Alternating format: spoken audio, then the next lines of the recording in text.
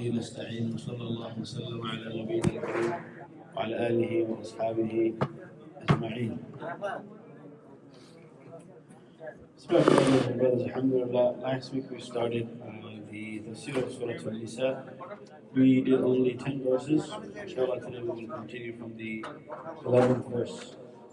And this verse, these two verses are the main verses where Allah Azza wa Jalla discusses in detail the laws of inheritance, mirath.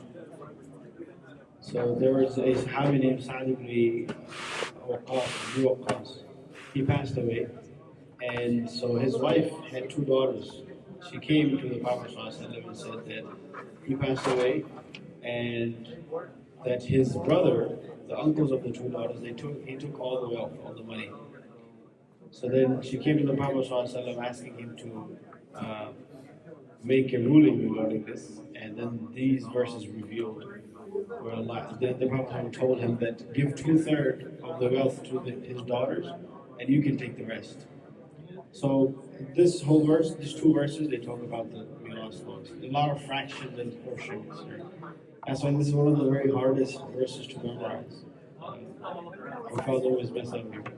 So يُوصِيكُمُ اللَّهُ فِي أَوْلَادِكُمْ. Allah instructs you فِي أَوْلَادِكُمْ regarding your children, meaning about the inheritance of them. لِلذَّكَرِ مِثْلُ حَظِّ الْأُنْثَيَيْنِ. The male gets twice, twofold or two shares as the female. So basically 2/3 would go to the males and 1/3 would go to the female. So whatever the share is for the daughter, the son will get double that. Right? And we said last week why that is. Because men have a lot more responsibilities, and legally, Islamically, they are the one responsible. They are the one that will be held accountable for their families. They have to spend on them, do all of that. So whatever the sister gets, that's noon ala noon, it's just extra. Savings account. Exactly. Fadl Rabbi, it's barakah. No one can take away anything from that. Now, فَإِن كُنَّ نِسَاءً, if there's only daughters, only girls, there's no boys, فَوْقَ اثْنَتَيْنِ, more than two, فَلَهُنَّ ثُلُثَا مَا تَرَكْ, then they get 2/3 of everything. There's no children, only daughters, more than two, they will get 2/3. That's a big portion. وَإِن كَانَتْ وَاحِدَةً, if she's only one, there's no other children, فَلَهَا النِّصْفُ, she gets half. وَلِأَبَوَيْهِ لِكُلِّ وَاحِدٍ مِّنْهُمَا السُّدُسُ مِمَّا تَرَكَ إِن كَانَ لَهُ وَلَدٌ. Now, if he has children, there's 1, 10, whatever it is, and he has parents, then as long as there's children, the parents will get 1/6 each one. 1/6 the parents will get. فَلِكُلِّ وَاحِدٍ مِّنْهُمَا السُّدُسُ, 1/6. فَإِن لَّمْ يَكُن لَّهُ وَلَدٌ, but if he doesn't have any children, no children left behind, وَوَرِثَهُ أَبَوَاهُ, and his parents inherit him, فَلِأُمِّهِ الثُّلُثُ, then the mother gets 1/3, and then if there's anyone else that's there, will take, otherwise the father will take the rest. فَلِأُمِّهِ الثُّلُثُ. فَإِن كَانَ لَهُ إِخْوَةٌ, now if he has brothers and sisters, then the share of the mother comes down to a sudus, 1/6 again. Okay? So if there's no children, there's no siblings, and the mother's shares goes up. But if there's siblings or if there's children, the mother's shares go down. مِن بَعْدِ وَصِيَّةٍ يُوصِي بِهَا. Then of course, all of this comes after if the mayyit had any wasiyah. That from 1/3 of my wealth, give to my uncle, or give this or give that. From 1/3. You give that, al-dayn, or if he had any debt. That is very important. The first thing you do after a person passes away, if anyone has any debt, you try to pay that off. And then you start talking about the mirath. Right? You hear of royal families, the king or whoever passed away, right after that, the sons and the cousins and all that, they start fighting about the wealth. Right? آباؤكم وأبناؤكم لا تدرون أيهم أقرب لكم نفعا. Your fathers and your sons, you don't know which one is more beneficial to you. This means that you don't know who will pass away first, and you will benefit from their inheritance. You don't know which one will be first. So don't rush and hope and anticipate that this guy should pass away. Why is he not passing away? So I can take away his wealth. You don't know, so don't get into that. Wherever Allah takes you, don't go first. Age doesn't have anything to do with that. They say, why do you see less old people and more younger people? Because not that many people make it to old age. People pass away before that, right? So age really doesn't have anything to do with death. If we really understood death, our reality would be different. We would be in our nearest masjid for our salats, right? Fariidatan min Allah. This is a portion that's made by Allah Azza wa Jal. All of these allocations, 1/3, 1/4, 1/6, all of these things, this is from Allah Azza wa Jal. And Allah kana aliman hakima. Allah is always alim, all-knowing, hakim, all-wise. Now about the husband and wife. وَلَكُمْ نِصْفُ مَا تَرَكَ أَزْوَاجُكُمْ إِن لَمْ يَكُنْ لَهُنَّ وَلَدٌ. Let's say you're the husband, and Allah forbid, your wife passed away. If she doesn't have any children from other marriages, then you get half of whatever your wife had, whatever money she had. You get half of that. فَإِنْ كَانَ لَهُنَّ وَلَدٌ. But if she had children, فَلَكُمُ الرُّبُعُ مِمَّا تَرَكَ. Then you get 1/4. So if he had no children, you get 1/2. If she had children, you get 1/4. مِنْ بَعْدِ وَصِيَّةٍ. Of course, after any request he made about her money, أو دَيْنٍ or any debt.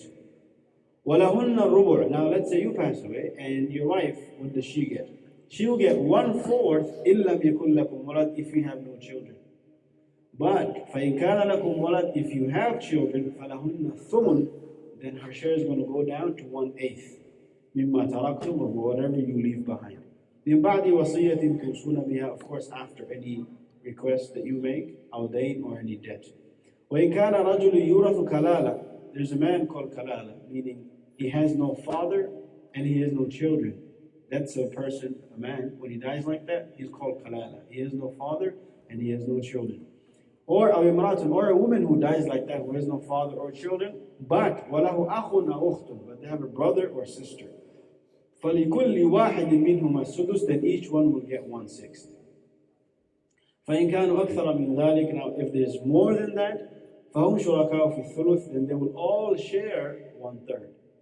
مِنْ بَعْدِ وَصِيَّةٍ يُوصَى بِهَا أَوْ دَيْنٍ غَيْرِ مُضَارٍ. After any request or after any debt. وَصِيَّةً مِنَ اللَّهِ. This is an instruction from Allah Azza wa Jal. So take it seriously. Don't cheat people, don't fraud people, don't take away the rights of people. Give everyone their right. Allahu alimun halim. And Allah is all-knowing and forbearing. Halim is someone who gives you chances even though you keep making mistakes. Right?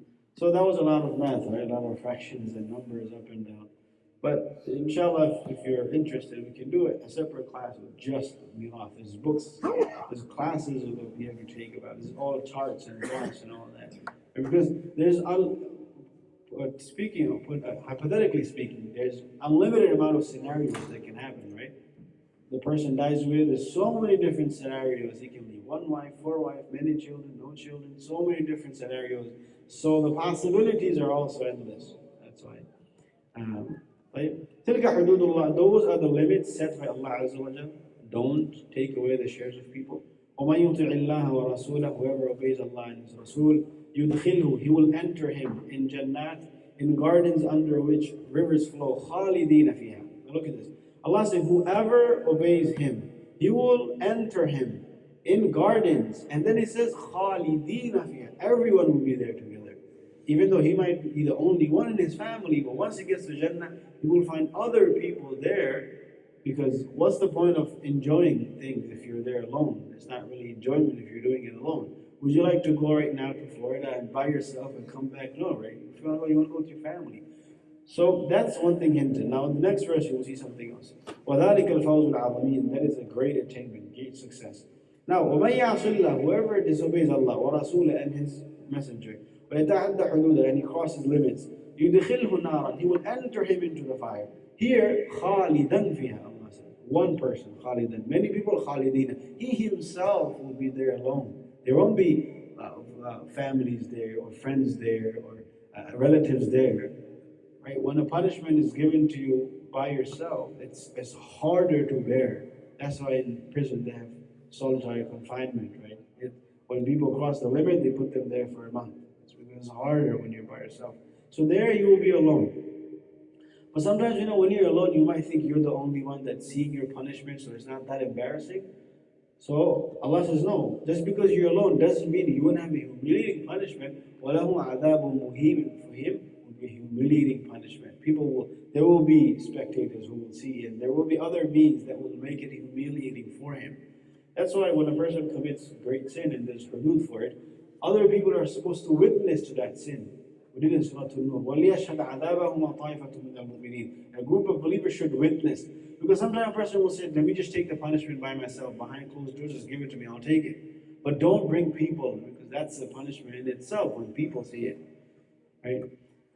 So, وَاللَّاتِي يَأْتِينَ الْفَاحِشَةَ. Those women among you who do the fahish, who do immoral acts, مِن نِسَائِكُمْ, from your women, what should you do? فَاسْتَشْهِدُوا عَلَيْهِنَّ أَرْبَعَةً مِنكُمْ. Four people has to be there to witness. If there is no 4 people, don't bring it up to the qadi, don't bring it up to the judge or the imam or whoever is there. You can't bring it up. You're going to be the one that's punished if there's no 4 people there. And this is very rare. 4 people have to see it in front of their eyes. That's very rare. So the point is not to kill people or like finish people's lives, but rather to have some sort of fear in your heart. One man came to the Prophet and said, Ya Rasulullah, I did this. He said, no, you didn't do it. You turned away. Maybe you're crazy. Are you sure? And he said, no, I did it. He said 4 times, and then he said, okay. Another person came to Umar and said, there's 2 people, they're doing something right now. He said, get out of here, you don't have 4 people, right?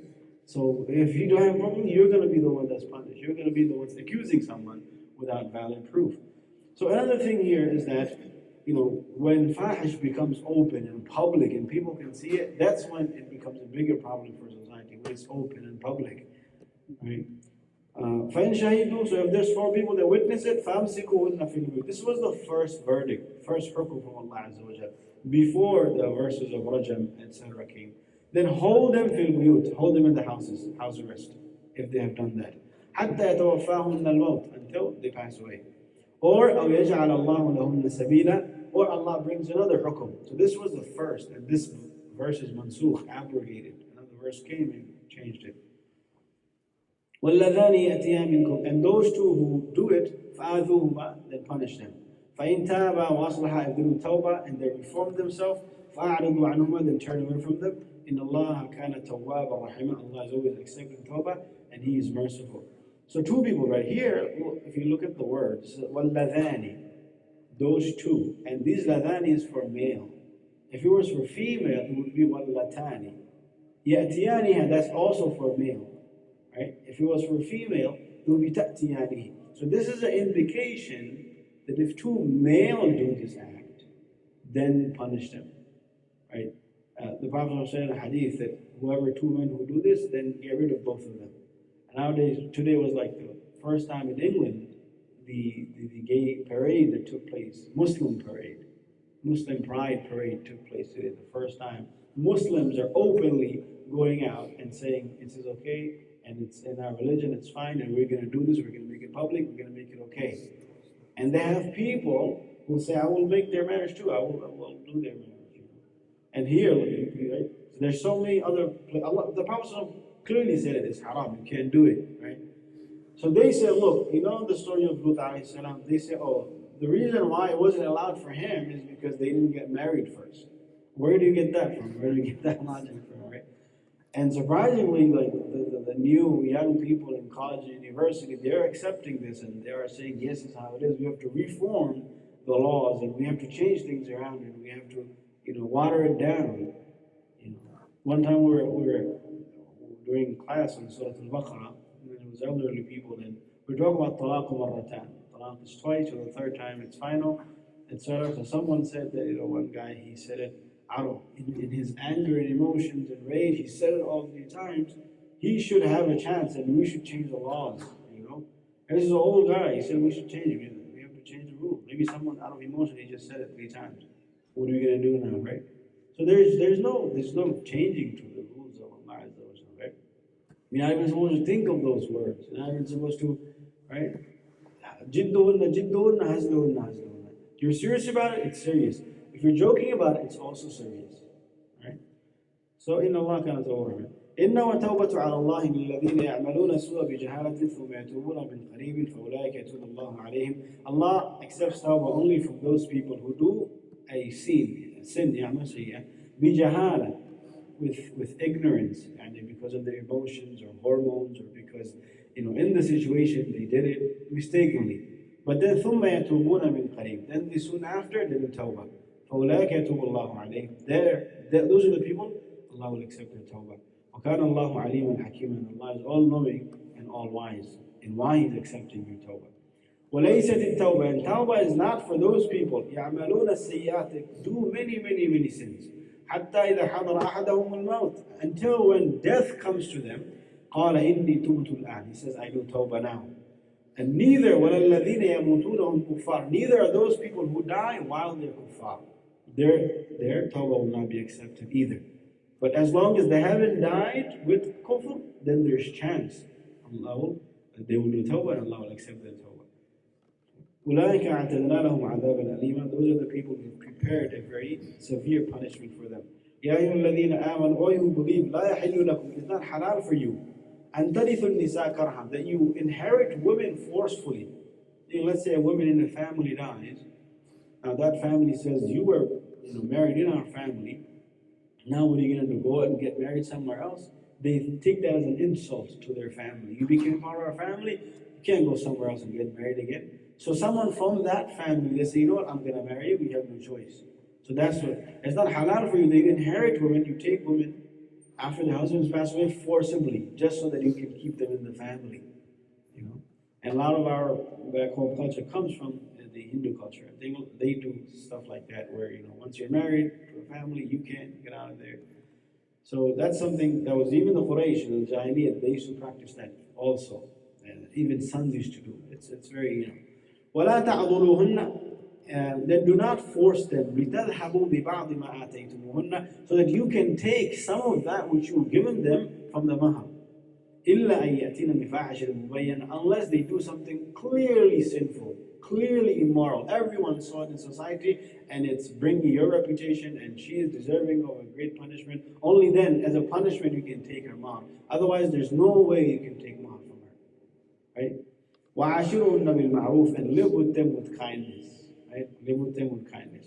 فَإِنْ كَرِهْتُمُوهُنَّ, if there's something you don't like about them, فَعَسَىٰ أَن تَكْرَهُ شَيْئًا, perhaps you will dislike that one thing. وَيَجْعَلَ اللَّهُ فِي خَيْرًا كَثِيرًا, Allah has left a lot of goodness in her, right?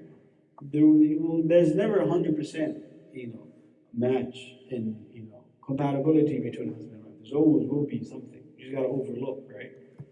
And someone came to Umar radiallahu anhu's house because he was having a problem with his own marriage. He came to his house and he saw Umar radiallahu anhu having a problem. And then he was about to leave. Umar called him, what's going on? And he said, I came with my problem, but I said, you have your problem. So he said, look, I overlook these things because I look at the bigger picture, right? He says, there's so much more stuff that she does for me, she sacrificed for me. The first thing is, sitrun bayni wa bayna an-nar. She's a sitr, she's a guard, a veil, a wall between me and the fire of Jahannam. If it wasn't because of her, who knows where I would be going with my desires and my fantasies and my emotions. So she is that guard between me and the fire of Jahannam. So just because you had an argument, so what? You gotta overlook it. And then he says, Khabbaza, she cooks for me, she makes bread for me, she looks over my children, I go to work and she's at home, So at least back in the days. وَيَجْعَلَ اللَّهُ فِي خَيْرًا كَثِيرًا, Allah will put a lot more khayr in it and barakah in it.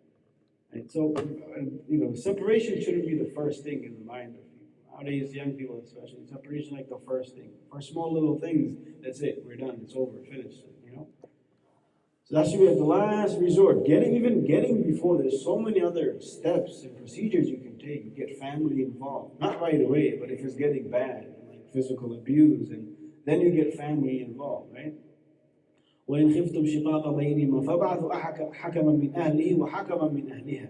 If you think they're going to separate and they're having huge, big problems, then bring one hakam from her family and bring one hakam judge from his family. And let them talk it out. Let them, especially in the first year of marriage, there's always, difficulties in the first year of marriage because you're putting two different people from two different families and whatnot, and you're trying to put them together. It's not going to go smooth. There's going to be some hurdles, and so there's going to be some hiccups. But after that, Also, when they have kids, it gets better too, mashallah. A lot of couples that have problems, when they have kids, it's like, it changes, it goes, right? You see it too.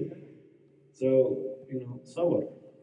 وإن أردتم استبدال زوج مكان زوج, if you want to trade or change or exchange or get married to someone else or whatnot, وآتيتم إحداهن قنطار, and you give your wife قنطار, a mound or a huge pile of gold or amount of money as mahar, فلا تأخذوا منه شيئا, don't take anything from that, no matter how much you gave. Give all of it. First of all, our question is, do people even give all of those things?